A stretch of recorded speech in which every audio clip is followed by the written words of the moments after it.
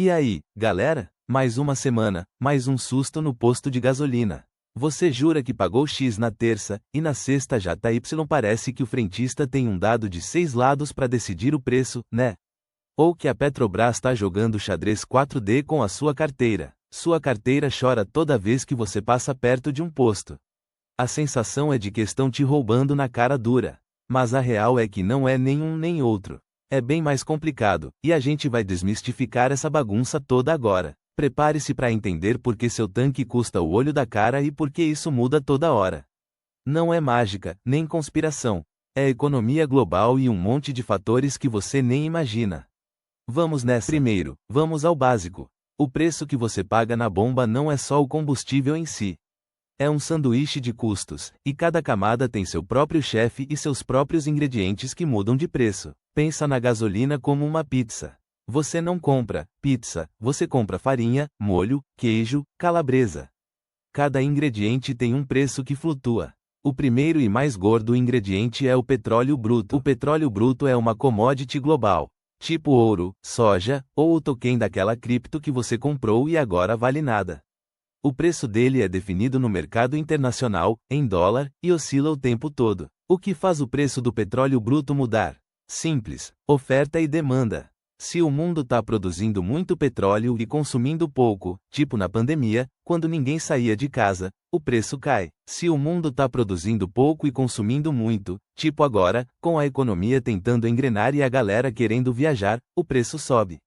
É a lei da oferta e da procura, mas em escala global. E tem os eventos geopolíticos. Guerra na Ucrânia? Preço do petróleo dispara. Ataques a campos de petróleo no Oriente Médio? Preço dispara. É tipo quando seu vizinho briga e o barulho te acorda às 3 da manhã. A conta sempre chega. Depois do petróleo bruto, vem a refinaria. É tipo a cozinha industrial que transforma o tomate, a farinha e o queijo em pizza. Ela pega aquele óleo preto e fedorento e transforma em gasolina, diesel, querosene, etc. Esse processo tem custo, energia, mão de obra, manutenção das máquinas. Se o custo da energia sobe, o custo de refinar o petróleo sobe, e adivinha quem paga a conta? Sim, você. A capacidade das refinarias também importa. Se tem pouca refinaria funcionando ou em manutenção, a oferta de gasolina refinada diminui e o preço sobe. É como se só uma pizzaria estivesse aberta na sua cidade. Ah, e tem as estações do ano. No verão americano, a galera viaja mais, então a demanda por gasolina aumenta. Aqui no Brasil, na época da safra, a demanda por diesel explode. Tudo isso mexe com o preço. Agora, a parte que ninguém gosta: os impostos. No Brasil, eles representam uma fatia gigante do preço final da gasolina. É tipo aquela taxa de serviço que você não entende direito, mas tá lá em tudo. A gente tem o ICMS, que é estadual e varia de estado para estado. Tem o PIS, COFINS e a CID, que são federais. Cada um deles é um percentual em cima do preço, e eles não são fixos em valor, são em porcentagem. Isso significa que se o preço do petróleo sobe, a base de cálculo dos impostos aumenta, e o valor em reais que você paga de imposto também aumenta. É uma bola de neve que só te afunda mais. Por último, mas não menos importante, temos a distribuição e a revenda.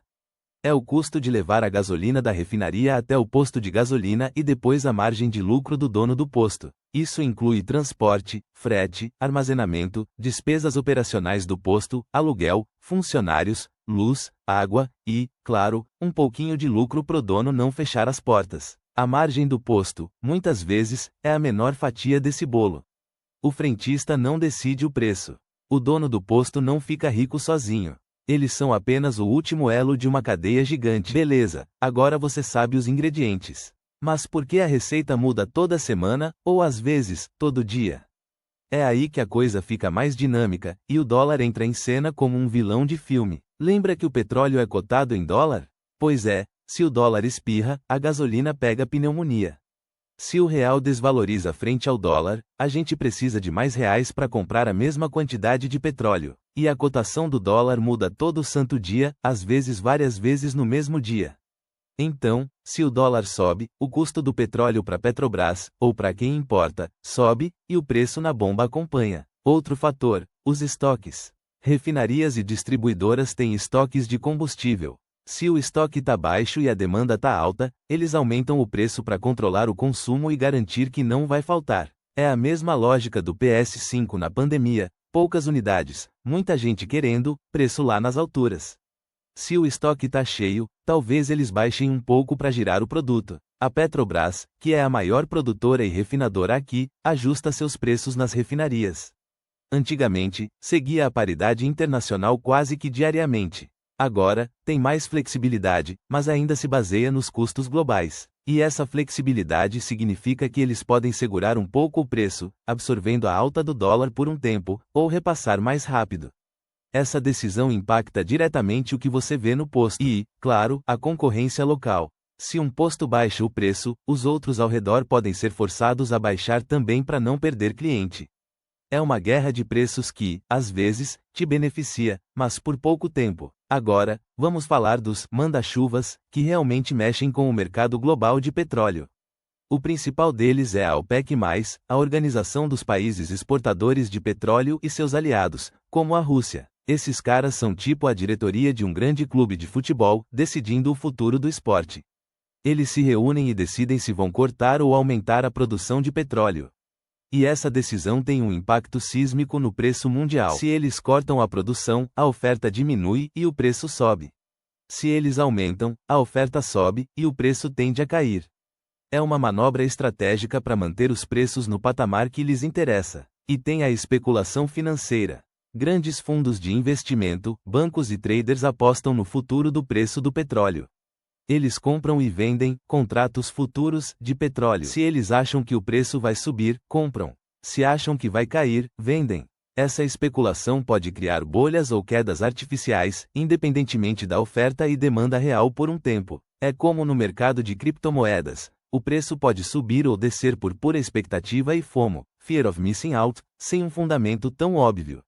O petróleo é um ativo financeiro, não só um combustível. Então, recapitulando, o preço da gasolina é um coquetel explosivo de preço do petróleo bruto, global, em dólar, influenciado por oferta, demanda e geopolítica, custos de refino, impostos e custos de distribuição. E ele muda toda semana por causa da volatilidade do dólar, dos ajustes da Petrobras, dos estoques, da concorrência local e das decisões dos grandes players globais. Não é uma conspiração para te deixar pobre, só parece. É a complexidade de um mercado global interconectado. Você tá pagando a conta de tudo isso, meu camarada. E o que você pode fazer com essa informação? Bem, não dá para controlar a OPEC+ ou o dólar. Mas dá para controlar algumas coisas que podem aliviar o impacto na sua carteira. Primeiro, dirija como um vovô tranquilo. Acelerar e frear bruscamente gasta mais combustível. Mantenha uma velocidade constante, use o freio motor. Seu carro e sua carteira agradecem. Calibre os pneus regularmente. Pneu murcho aumenta o atrito e, adivinha, mais consumo. É uma dica simples, mas muita gente esquece. Use aplicativos para comparar preços.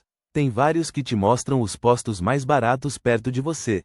Uma diferença de centavos por litro pode virar uma boa economia no final do mês. Se puder, use transporte público, vá de bike ou a pé para distâncias curtas.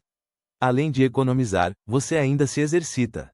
Duas vantagens em uma tacada só. E por último, mas não menos importante, não acredite em soluções mágicas ou em aditivos milagrosos, que prometem fazer seu carro gastar 50% menos. Isso é papo furado. A física e a química não mentem. Se fosse fácil assim, todo mundo estaria usando, e o preço da gasolina seria a menor das nossas preocupações. Fique esperto. Então, da próxima vez que você for ao posto e vir o preço mudar, você já sabe o motivo. Não é um cara malvado apertando um botão, é um sistema global complexo, sensível a cada espirro da economia. Conhecimento é poder, mesmo que seja o poder de entender por que sua grana tá indo embora mais rápido que seu tempo livre na sexta-feira. Pelo menos agora você não está no escuro. Curtiu o vídeo? Deixa um like para fortalecer e compartilha com aquele seu amigo que vive reclamando do preço da gasolina, mas não faz ideia do porquê. Se inscreve no canal para não perder mais nenhum vídeo que descomplica a vida e o mundo para você. Tamo junto nessa jornada de entender as paradas. Até a próxima!